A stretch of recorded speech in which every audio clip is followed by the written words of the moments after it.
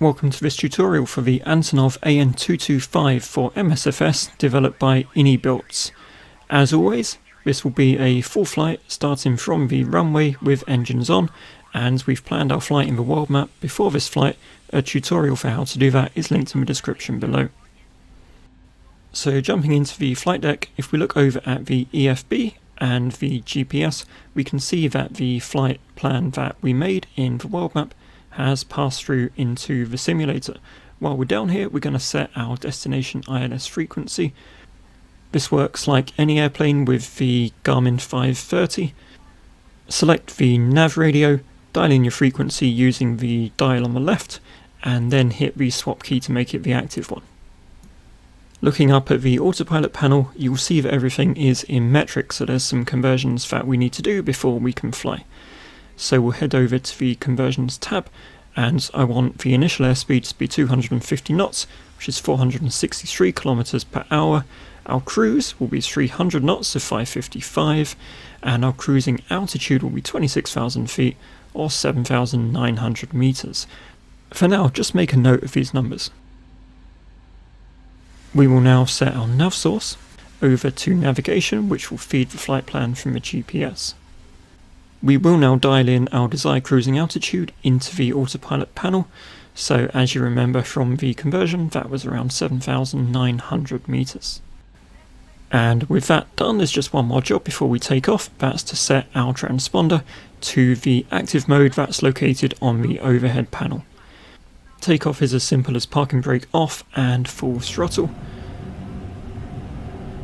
The airplane sounds fantastic, and you'll want to rotate just after the blue telltale on the speed indicator.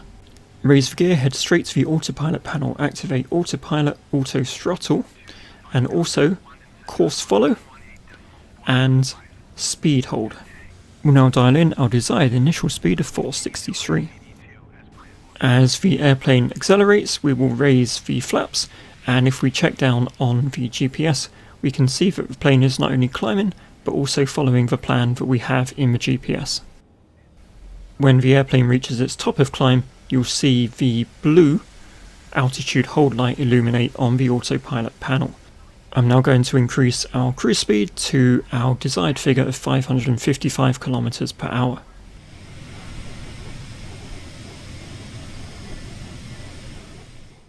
Before we prep for descent, there's one more conversion that needs to be done. Convert our final descent altitude to meters. So we can now dial in our desired final descent altitude into the Autopilot panel. Of course, we won't activate this until ATC directs us to descend, but we'll get it dialed in so we're ready. Until that time, the airplane will stay nice and level.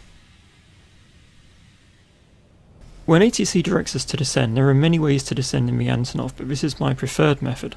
So I use the vertical speed control to select a nose down attitude. I activate the vertical mode on the Autopilot panel, and I now select the vertical pitch hold button. The airplane now throttles back and pitches its nose down and begins its descent. As we pass through 10,000 feet, we'll decrease our target speed to 463 again, and as we get closer to the destination airport, we'll dial in the Antonov's desired approach speed of 295 kilometers per hour. As you descend and decelerate, you can extend the flaps and the landing gear. Just before your airplane turns on to final, set your nav source to approach mode, and looking at the GPS, you can see that it has automatically switched our nav source to localizer, and our localizer is tuned and active. Around this time, or slightly before, you'll also hit your bottom of descent. The airplane will level off, the blue altitude hold light illuminates. When the airplane acquires the localizer and it becomes active, the airplane will turn to follow it. As far as I'm aware, the Antonov can't follow a glide slope, so on approach I deactivate Autopilot Auto Throttle, and I fly the final approach myself. If I'm wrong about that part, please correct me in the comments below, but it's now time to land the AN-225.